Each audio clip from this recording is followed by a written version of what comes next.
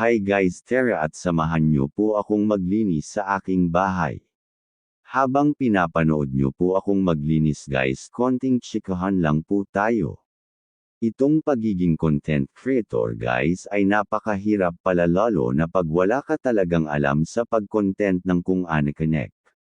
Kaya naisipan kong i-content ay ang paglinis ng aking bahay para naman kahit papano may ma-upload tayo. Hindi ko nga alam kung mag-wow or tayo, pero hindi parent tayo susuko.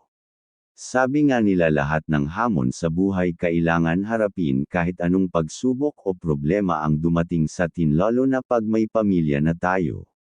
Kaya dapat kailangan natin mag-pursue sa ating buhay lalo na't nagmamahal na ang mga bilihin dito sa atin. Ay just ko guys may pagkabako ata kwento anaka may-ari guys ana pamo kapali.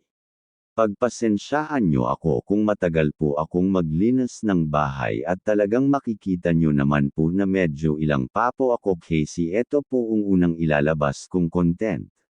Hindi ko alam kung may manunood ba sa atin pero kahit wala o meron tuloy lang tayo guys hindi tayo susuko malay mo balang araw magbo-boom din tayo.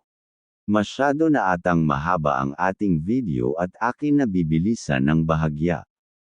Eto na nga po at akin ang papakainin ang aking alagang aso. Mapapansin nyo po na lumabas po ako dahil kinuha ko po ang basahan sa labas at hindi pa po ako nagtatagal sa labas. At nagising na po ang aking prinsesa pagkita po sakin agad naman pong papalambing habang nagpupunas po ako ng aming kalan nakikipagharutan naman po ang aking anak sa aso. At napansin po niya na nag-video po ako napatingin at nagsasasayaw po siya sa harap ng camera hindi pa po na kontento at nilapitan pa po niya. Nagtataka po siguro ang aking anak kung bakit nagvi-video ang kanyang nanay. Tara at Dam ako naman po tayo kung saan po kami nagbibihis o kumukuha ng susuotan na damit.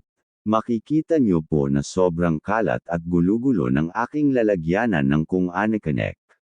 Inaayos ko po ito lagi pero syempre may anak tayong makulit kaya laging magulo at makalat. At eto na nga po inaayos ko na pasensya na po kung di nyo po makita. Ang hirap po pala pag walang nagvo-video sa'yo. Sariling sikap at ayos kung saan ilalapag ang camera lalo na at nag-iisa lang ang ating gamit na pag-video. Pero nagawan ko naman po ng paraan ipinatong ko po sa Durabox kaya po hindi nyo po gano makita. At shala, maayos at maganda na pong tignan hindi tulad kanina na sobrang gulo at napakakalat.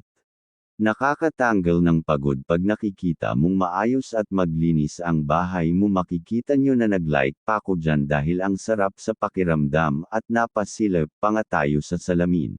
Maraming salamat po sa susuporta at sumusuporta po sakin mahal ko kayong lahat. Salamat po sa mga manunood sana tuloy-tuloy na ang ating paggawa ng content salamat po sa inyong lahat.